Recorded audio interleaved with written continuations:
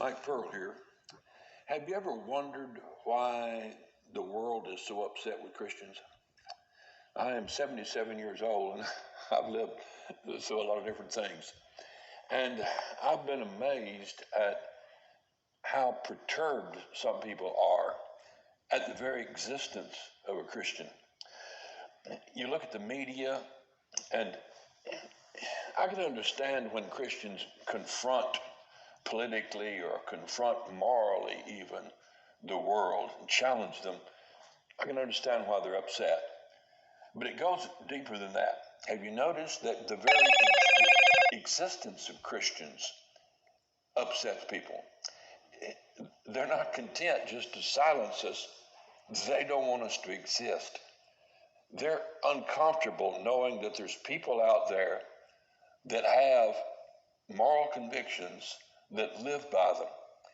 It bothers them when you don't drink their beer or their whiskey or go to their parties. It bothers them that you have a normal heterosexual relationship. It bothers them that your children love you, your wife loves you, that she's obedient to her husband and he is kind and gentle and cherishing of his wife. It bothers them when you don't need a psychiatrist or a psychologist, when you're happy, when you believe that the world was created by God. It bothers them.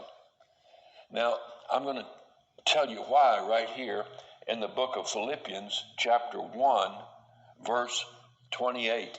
Listen to this.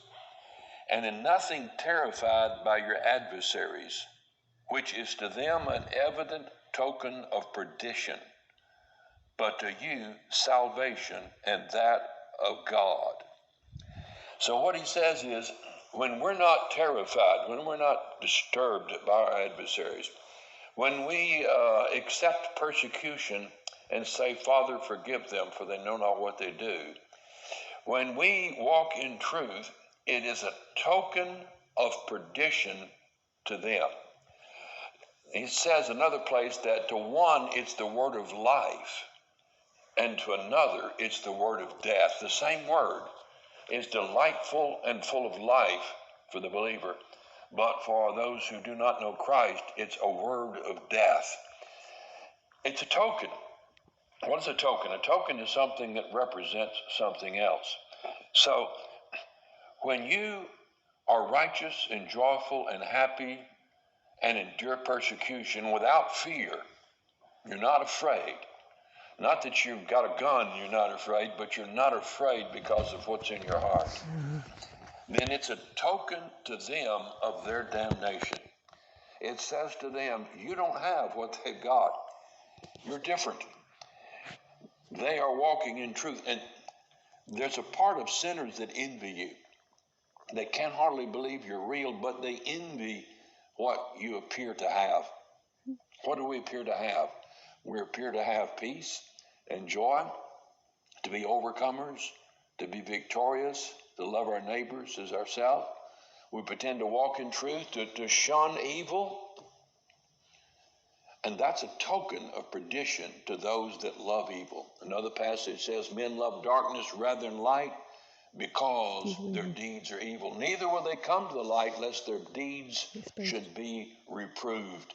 So our very presence is a light that causes the roaches to run and look for a place to hide. And so the world wants to hide from the light that Christians bear. And if that light gets too intense, it reminds them of the hell that awaits them. So have mercy upon the sinners. Recognize, don't bring too much pressure to bear. Let your light so shine before men that they may see your good works and glorify your Father which is in heaven.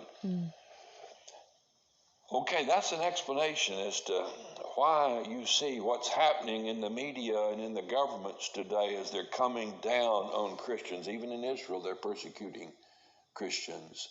So that's in Philippians chapter 1, verse 28. Read it for yourself.